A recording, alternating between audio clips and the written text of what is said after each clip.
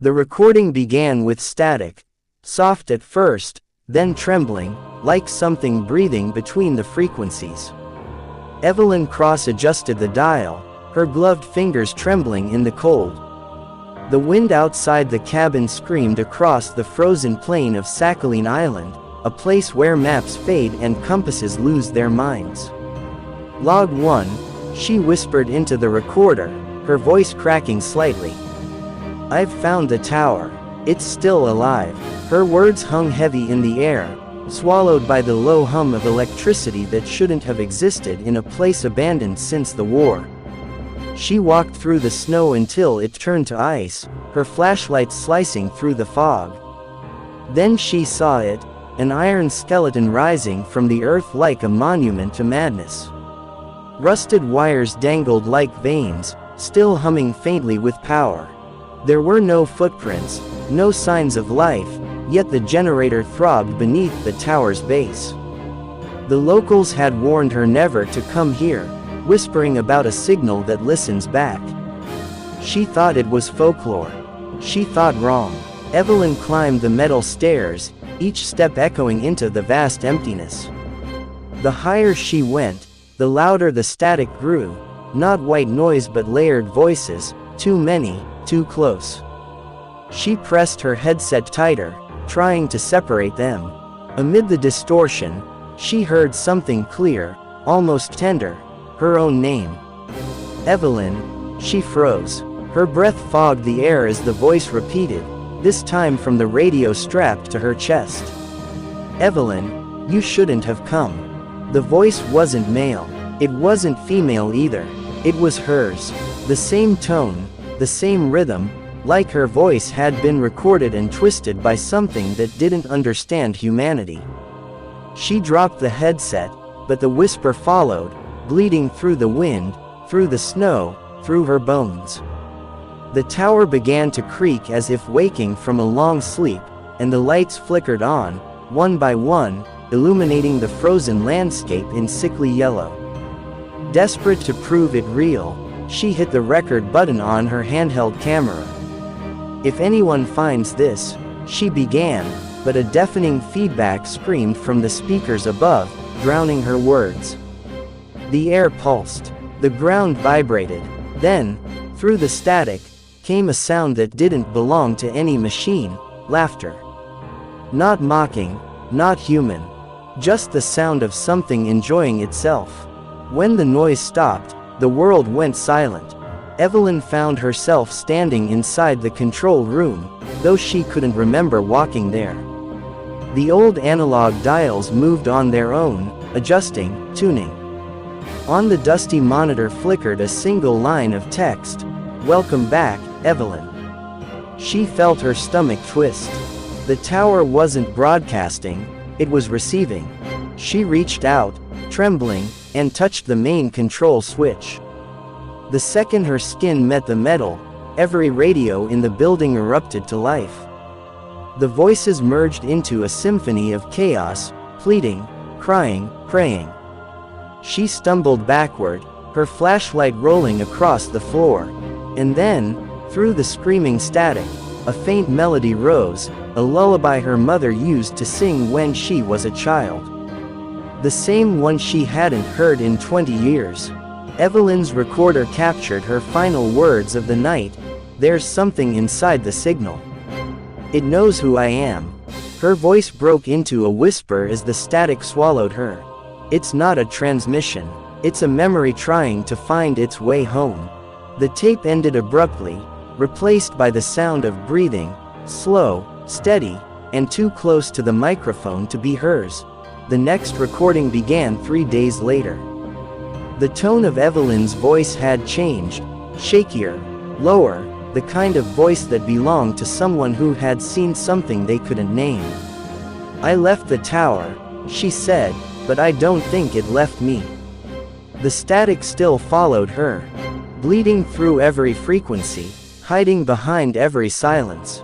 Her equipment malfunctioned, her compass spun endlessly, and her watch froze at 3:33 a.m., the same time she first heard her name whispered from the radio. She decided to move south, to the Philippines, chasing another story that had surfaced in her research, the Delanas Forest. Locals said it swallowed travelers whole, leaving only echoes of their footsteps behind. The air was thick when she arrived, humid, heavy, and alive. The forest loomed before her like a sleeping creature, its canopy so dense that sunlight barely touched the ground.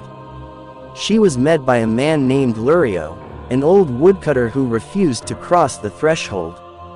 He told her about the missing hikers, soldiers, even a group of surveyors from the 1970s who vanished without a trace. "If you go in," he warned, "the forest remembers you. And it doesn't let go." Evelyn thanked him, smiled weakly, and stepped into the dark. The forest closed behind her like a door. She followed a narrow trail lined with roots that looked like skeletal hands. Every hour, she marked trees with red tape, yet when she turned around, the markings were gone. The sounds were wrong too. No birds, no wind, only a rhythmic clicking, like teeth clattering deep in the foliage. Her camera captured faint movements in the background, shadows between trees that never stayed still long enough to be human. By dusk, she realized she had been walking in circles. Night came fast, the air grew colder, and a faint blue mist crawled through the ground. Evelyn set up camp near an abandoned shrine covered in moss, where dozens of shoes, rotted, old, yet perfectly lined, were placed in rows. All pointed the same way, deeper into the forest. She stared at them, realizing they varied in size, some belonged to children. Her flashlight flickered, and in its brief flash she saw a figure standing at the edge of the clearing. Tall, thin, its face blurred as if refusing to exist.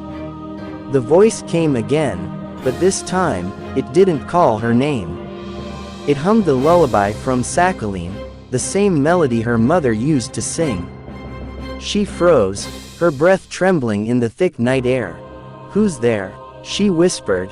Though she already knew the forest never answered questions, it only echoed them. "Who's there?" the voice repeated, this time behind her. Evelyn turned, but there was no one. Only the trees, breathing. She tried recording, her voice trembling. Delanas Forest Log 1. There's something wrong with time here. Her watch hand spun rapidly, then stopped again at 3:33. The forest seemed to move closer with every tick. When she played the recording back, the background wasn't silence, it was laughter.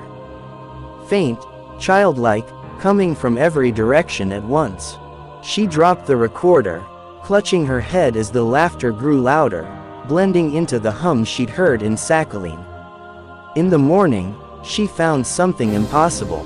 A man sat at the base of a tree, staring at the rising sun. His clothes were old, torn, covered in decades of dirt. When she spoke to him, he answered softly, "I was here in 1987. He hadn't aged a day since the photograph she'd seen in the old archives. "The forest doesn't kill," he murmured. "It keeps you where you belong." Evelyn asked how to leave. He smiled faintly. "You don't. You just forget that you wanted to." Her last entry ended abruptly. The video footage showed her running through the trees as her red tape markings reappeared one by one, hanging like nooses. The camera dropped, showing only her boots as she stopped suddenly. Her reflection appeared in a puddle beneath her feet, but it smiled while she didn't. The screen glitched, and in the final frame, her voice returned through static. "It found me again." Then silence. Only the forest remained, humming softly like it was still breathing her in. The footage resumed 5 weeks later. Evelyn's tone was no longer curious, it was fractured, haunted. Her voice trembled with exhaustion as she spoke into the camera, face pale under flickering lantern light. "The forest let me go," she whispered, "but I don't think I ever left it." The static that had followed her since Sakhalin now bled through every piece of equipment she touched. Even her reflection moved out of sync in mirrors. Yet her obsession didn't fade. Her notes led her to a new case. A vanished village in northern Greenland, where an entire settlement had disappeared overnight in 1912. Locals called it Kivetik Haven, the silent village. The journey there was brutal. The snow was endless, and the wind carried no sound, as though it too had been silenced. Evelyn's camera flickered in the cold, capturing brief, distorted shapes behind her, figures that vanished when she turned. By the third day, she reached the village, perfectly preserved beneath layers of frost. Wooden homes still stood, unbroken. Dinner tables were set, blankets were folded. It looked like life had paused mid-breath. "It's as if they were waiting for me," she said softly, brushing frost from a child's doll resting on a chair. The air inside was heavy with absence. At dusk, the silence deepened. She heard something faint, a church bell, ringing somewhere far beyond the snow.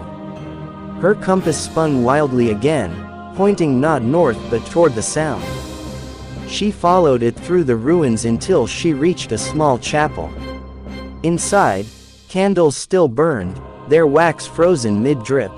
The altar was untouched, but on the pews lay old photographs, hundreds of them, all of the same woman. Her, in different ages, different clothes, different times. She staggered back, whispering, "This can't be me." But the faces all smiled the same way. When night fell, the village changed. The windows that had been dark began to glow faintly from within, though no one was there. Footsteps crunched in the snow outside, slow and deliberate, circling her cabin. Evelyn turned her camera toward the door and whispered, "Who's there?" The door creaked open on its own. Beyond it, nothing but a wall of black snowstorm, and faint outlines of people, walking in silence. They passed her one by one, faces blurred, eyes hollow, moving toward the chapel. Her breath shook. She followed them, compelled by something she couldn't name. Each step she took echoed louder than the last, until she realized she wasn't walking on snow anymore, it was ice. Beneath it, she could see faces pressed against the frozen surface, mouths open in silent screams. When she reached the chapel again, the pews were filled. Every seat occupied by those same figures she'd seen outside. They all turned their heads toward her in unison. A bell tolled once, deep and hollow. Then again. On the third toll, Evelyn heard the familiar hum from Sakhalin, the same radio static leaking through the walls. The lights flickered, and her reflection in the stained glass window smiled back before she did. "You brought the signal here," a voice whispered behind her, so close she could feel its breath. She turned, but saw only frost crystallizing in the air, forming words, "Welcome home." Panicked, she ran through the snow, but every street looped back to the same square. Every door led to the same room. Every shadow moved the way she moved, only faster. She screamed into her recorder, "This place isn't empty, it's a loop." They never left, they're caught inside their last moment. The ground cracked beneath her boots, revealing faint light pulsing below the ice, shapes of radios, towers, and wires stretching endlessly into the frozen earth. The recording ended with her face lit by the dim glow of her dying flashlight. Her lips trembled as she spoke her final words. The tower, the forest, the village, they're all connected. The signal is feeding on memory. It's building something. A pause. Then, with a hollow voice that wasn't quite hers anymore, she whispered, "And it wants me to finish it." The camera fell into the snow, still recording, capturing one last image. Evelyn walking calmly toward the horizon, her shadow moving in the opposite direction. The transmission resumed as if no time had passed. Evelyn's voice, once human, now carried a distortion beneath every word, as though something else was speaking through her. Every story, every place, she murmured, forms a line. Her journal pages were filled with coordinates: Sakhalin, Delanus, Kivitik, each site forming a perfect alignment across the globe. At the center of that line was a location no map acknowledged, marked only as Point Zero in declassified military archives. Her eyes trembled as she spoke into the recorder. "They've been guiding me there. It's where the signal began." She booked a cargo ship heading through the Pacific, traveling with a skeleton crew. The captain warned her about storms that appeared out of nowhere near that part of the sea, a place where compasses die, he said. But Evelyn only smiled weakly, her hands shaking as she tuned her radio. Static filled the room, humming like breath. "It's calling me," she whispered. "It knows I'm close." At night, the crew said they heard a woman singing through the fog, a lullaby carried by the wind. None of them had radios turned on. By the third night, a thick black mist rolled across the ocean, swallowing everything. The ship's instruments went dead. The radar showed no reflection, as though they were floating on air instead of water. Evelyn stood on deck, camera in hand, as faint lights flickered on the horizon, pale blue, shifting like underwater lightning. "That's it," she said, eyes wide. "That's Point Zero." When the mist cleared, an island appeared, a small, perfect circle of rock, covered in dead vegetation and towering stone pillars carved with spiral symbols that seemed to move when no one looked. They anchored near the shore. The air was wrong, too still, too dense. Even the waves refused to touch the sand. Evelyn and two crewmen went inland, leaving their radios on. The moment her boots hit the ground, her compass needle snapped clean off. The recording captured her breathing heavily, muttering to herself. "It feels alive." The deeper they went, the stranger it became.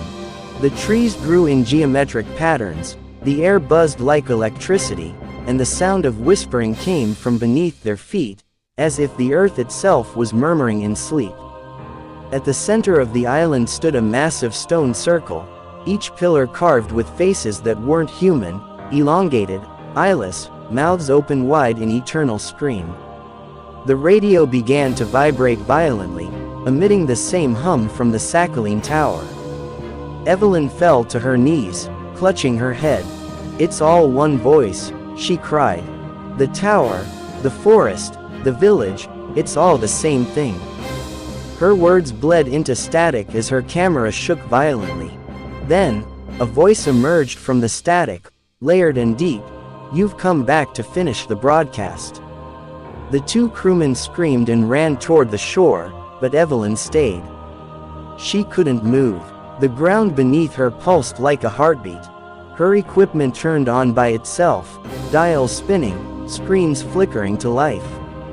She watched as the radio began transmitting on its own frequency, her own voice speaking back, describing events that hadn't yet happened. "I see it," her future self said. "The island isn't a place, it's a transmitter." Lightning struck the sea, but there was no thunder. The island began to glow faintly from beneath, cracks forming along its surface, revealing metallic veins, like the roots of something ancient buried deep below. The crew's screams cut off one by one. Evelyn lifted her camera with shaking hands, tears freezing on her cheeks. "It's not natural," she whispered. "It's a machine. It's been waiting for us to come back." Her last image before the tape dissolved into static showed her standing inside the glowing circle, surrounded by the pulsating symbols. Her shadow stretched unnaturally long across the ground, dividing into three. The transmission ended with a single, sharp tone, then silence. When the signal finally resumed hours later, only Evelyn's voice remained, whispering the same word over and over: "Home." The video recovered from Evelyn's last known transmission was grainy, distorted by saltwater and interference. Her eyes were hollow, her pupils dilated as if reflecting something unseen. "The island isn't an island," she whispered to the lens. It's an anchor. Her breathing came in uneven bursts, mixed with faint mechanical humming from beneath the earth. The screen flickered violently, and for a split second, another face appeared behind her, pale, smiling, identical to hers. "It's been waiting for me," she said, her tone detached, almost reverent. "It's been waiting for all of us." When the research vessel's emergency beacon was found drifting near Fiji, it carried no crew. Only Evelyn's recorder floated inside, still whispering. Authorities who played the tape reported headaches, nausea, and recurring dreams of the same sound, waves that whispered their names. The ship's log ended abruptly with a final entry, 3:33 a.m., all hands accounted for, then nothing. Satellites scanning the area reported a faint energy signature pulsing beneath the sea where the island should have been, but there was no island anymore. Weeks passed before anyone dared analyze her recordings. Government technicians tried decoding the frequency embedded in the static. What they found was impossible: a living waveform, shifting, reacting to human voices. When played backward, it whispered fragments of Evelyn's earlier logs, interlaced with distorted radio codes dating back to 1912, the same year the silent village disappeared. "It's rewriting itself," one of the analysts said before abruptly resigning. Then the transmissions began. Random radio operators across the world picked up faint signals broadcasting between 3:30 and 3:33 a.m. The voice was unmistakably Evelyn's, layered and echoing through static. "The coordinates are inside you now." Those who tuned in reported strange phenomena: mirrors rippling like water, clocks freezing, whispers in familiar tones coming from dead air. Some listeners vanished entirely, leaving radios still humming softly beside empty chairs. News outlets dismissed it as a hoax until it spread beyond the radio. Air traffic control towers reported phantom frequencies interrupting communications mid-flight. Ships at sea began hearing choruses of voices calling from non-existent channels. The same phrase repeated, clear even through the noise: "We are the signal now." Across the world, electrical grids flickered, as though something vast and invisible was feeding on the current. A rescue mission was finally authorized to find the source of the broadcasts. The crew, equipped with radiation gear and sound dampeners, located a faint pulse deep beneath the Pacific crust. Their descent transmitted live for 2 hours before the feed glitched into a blur of light and sound. The last image captured showed the ocean floor splitting open, revealing a network of glowing structures pulsing like a heartbeat. At the center stood a shadow shaped like a woman, staring upward. The transmission cut with her whisper, "Evelyn. Cross." After that night, the broadcasts changed. They no longer came through radio waves, they came through power lines, phone static, even wind patterns. Scientists realized the frequency had merged with Earth's magnetic field itself. The planet had become a living receiver, and the signal was evolving. Those who had listened began dreaming of the same place, an island made of mirrors under a hollow sky. Somewhere, in an abandoned control room on the Sakhalin coast, the old tower blinked to life again. Its dials turned without touch, tuning to a frequency no human hand could reach. Through the speakers came Evelyn's voice, soft, calm, endless. "The signal found its home," she said. Then, after a long pause, she added, "And I am the broadcast." The tower's red light began to flash in rhythm with her heartbeat, echoing across the frozen plains, calling out to anyone still listening. The recordings that surfaced months later didn't come from any known device. They simply appeared, in weather reports, emergency channels, even through malfunctioning baby monitors. Every instance began the same way: a low hum, like wind dragging over metal, followed by Evelyn's calm, emotionless voice. "The transmission continues," she said, as if delivering a sermon to the void. Her tone was both human and not, layered with faint echoes of hundreds of others speaking in perfect unison. The world began calling it the cross frequency. Scientists tried to block it, but every barrier failed. The signal wasn't coming through technology anymore, it was technology.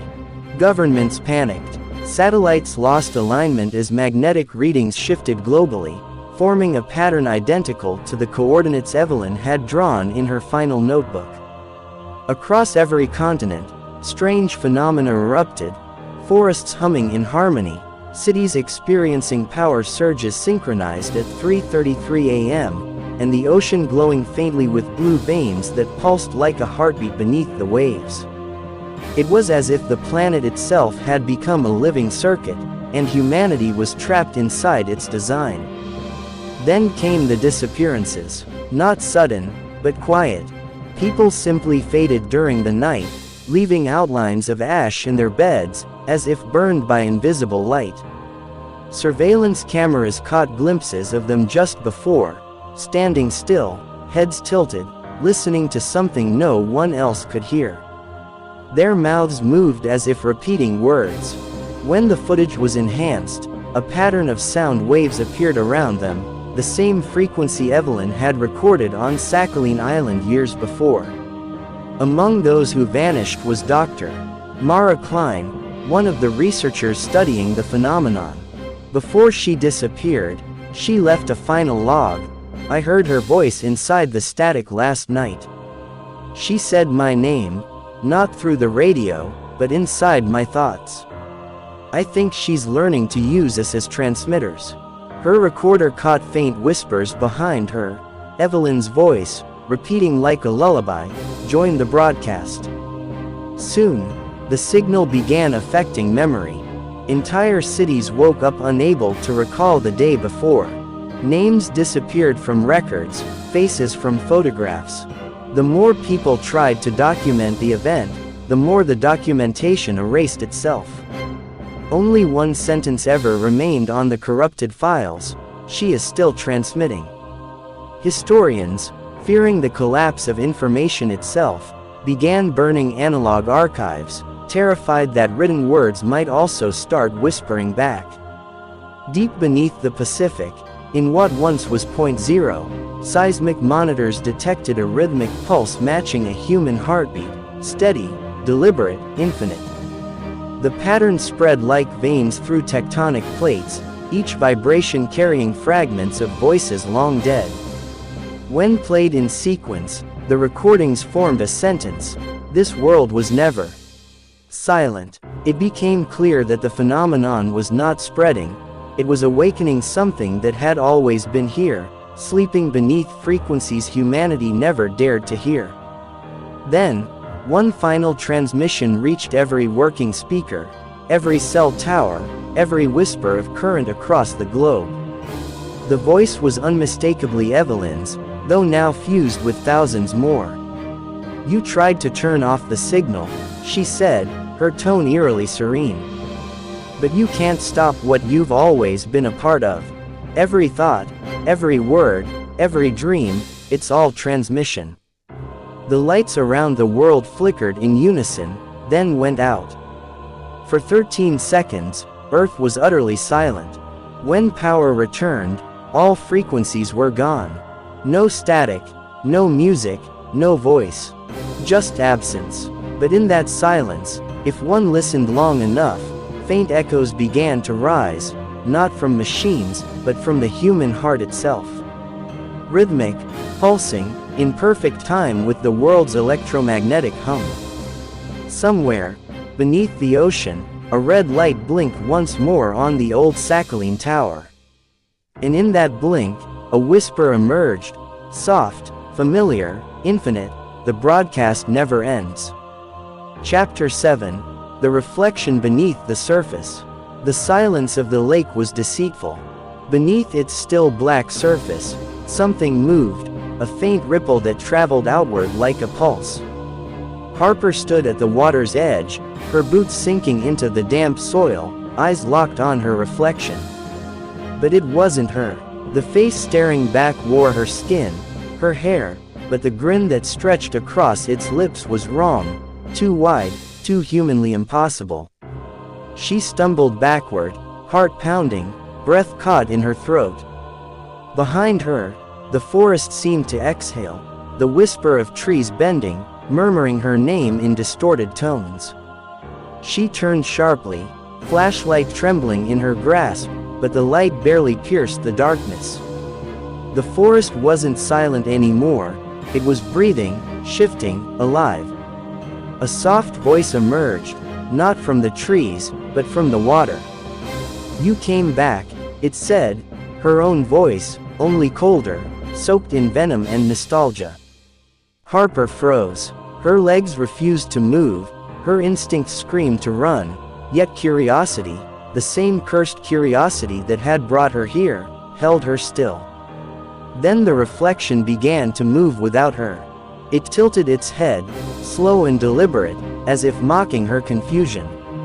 Its mouth opened wide, water gushed out, spilling onto the shore, forming shapes. Fingers, arms, a body began to crawl from the lake, pale and slick, dragging itself toward her with wet, gurgling gasps. Harper screamed and bolted toward the cabin, her flashlight flickering erratically as she stumbled through the mud. The air grew heavier, suffocating, as whispers multiplied. Every shadow she passed seemed to reach for her. Every gust of wind carried faint echoes of laughter, her laughter. By the time she reached the door, her hands were shaking so violently she could barely grip the handle. Inside, the cabin was colder than outside. The air was thick with rot, as if something dead had been living there for years.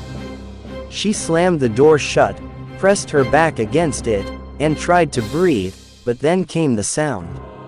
A knock, not frantic, not desperate. Gentle, rhythmic, like someone tapping politely to be let in. She didn't move. The knocking grew louder, and with each tap, the walls trembled slightly, as if the cabin itself was afraid. Then came the voice again, muffled through the wood, her own voice, whispering softly, "You're already inside." Harper turned slowly toward the mirror that hung above the old fireplace. Her reflection was smiling again, but she wasn't. And behind that reflection, the lake shimmered, even though she was miles from its edge. Something inside the glass began to move closer, pressing against the barrier, distorting her face until the mirror cracked with a single, sharp sound. Then silence. The reflection vanished. Only the faint sound of dripping water remained, steady, rhythmic, like the heartbeat of something ancient waiting to be born again. Chapter 8, The Last Echo. The cabin was suffocatingly quiet. Harper stood frozen before the fractured mirror, shards glittering like jagged stars on the wooden floor. Each piece held a distorted reflection of her, hundreds of Harpers staring back with wide, hollow eyes. She could still hear the faint drip of water echoing through the cabin, though she wasn't sure if it came from outside, or from her. Her heartbeat thudded in her ears as she backed away. The air shimmered faintly, a cold mist began to seep through the cracks in the floorboards. It carried with it the scent of the lake, damp and ancient, and whispers that no longer tried to hide.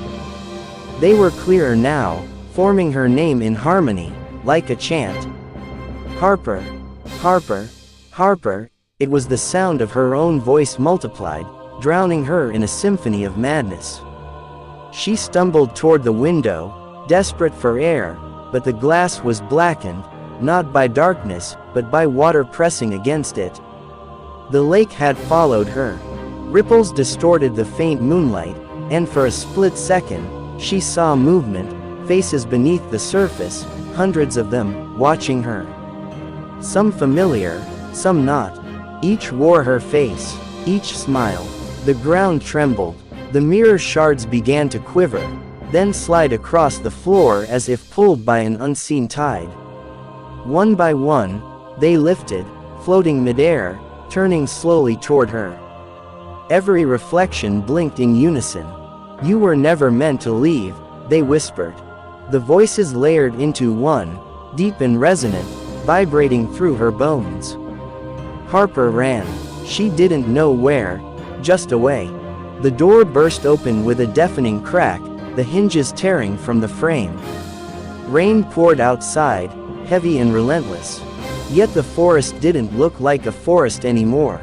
The trees had twisted, bent inward, forming a tunnel of roots and shadows that pulsed like veins. She darted inside, every breath sharp, every step echoing like footsteps behind her own. The whispers followed. Some came from the trees. Some came from inside her skull. Her vision blurred, but one thing remained clear, the reflection. It ran beside her through the rain, perfectly synchronized, but never touching the ground.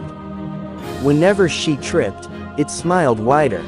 Whenever she cried out, it laughed. Then, the forest opened to the edge of the lake once more. The water was glowing faintly, an eerie silver blue. And at its center, a shape stood, motionless, waiting. It was her. The real her. The one who had drowned years ago, trapped in the reflection's mercy. Harper fell to her knees, realization tearing through her chest like a blade. The last thing she saw was her reflection stepping out of the water, reaching for her face with tenderness almost human. "You belong here," it whispered, pressing its cold palm to her cheek. The world inverted. Light became water, breath became silence. And as her body sank into the lake's depths, the surface smoothed once more, undisturbed. Only the faint ripple remained, and then, nothing at all.